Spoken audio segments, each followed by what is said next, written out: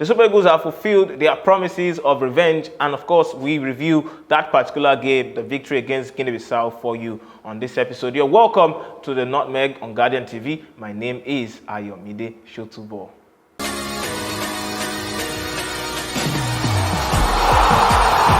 Okay, the Super Eagles found a way to win, and that's the most important thing. But the performance was not the best. But then they sit top of the Group A, 9 points and 2 points clear of Guinea-Bissau in second. And today we're going to discuss 3 things that we learned from the double header as a whole.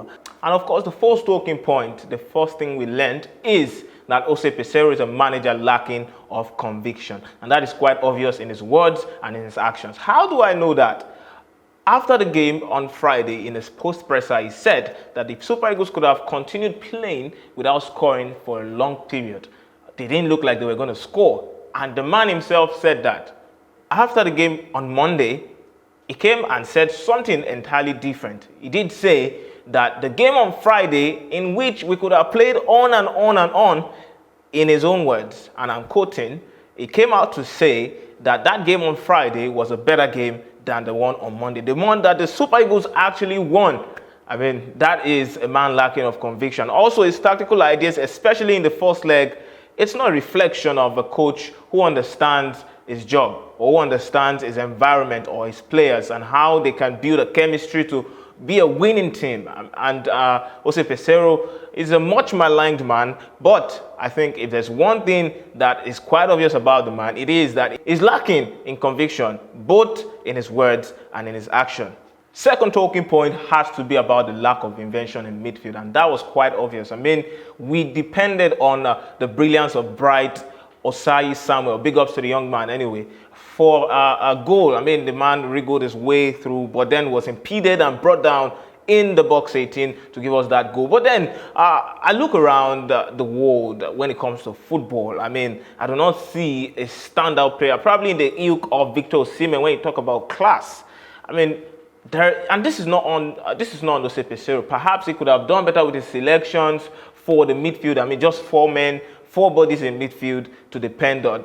Frank Onyeka, the likes of Joe Aribo was not even playing for Southampton. Onyeka, by the way, just coming back from injury. And Wilfred Ndidi and Alex Iwobi. These are the options. But these guys, Iwobi only looked like he was the only spark in creativity that we've got, and it was not enough.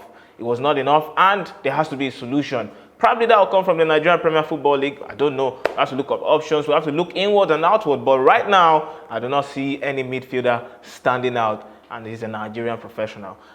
And yes, last talking point is we need a point. Just one more point would secure a place in the centerpiece right there in Ivory Coast next year, of course. And that point can come in the game against Sierra Leone if we do draw at least. And of course, we still have Sao Tome, a team we thumped 10-0 under Peseiro.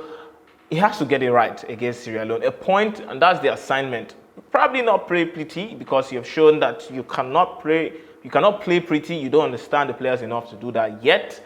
But get a point against Sierra Leone, and it's done and dusted. The Super Eagles will be booked for Ivory Coast, and that will be whether or not they win, whether or not they can challenge the likes of Algeria, Morocco, and the very best in Africa is an entirely different conversation. But then, just 1 point qualifies us. And that's how we wrap things up on this episode. Of course, you can hit the subscribe button to join the community. Big ups to you for the increased number of views as well. We've seen a serious rise, and thank you very much for watching our videos. But then you can get more of them by tapping the notification bells as well. And this is the Nutmeg on Guardian TV. I'm your host, Ayomide Sotubo. I'll see you next time.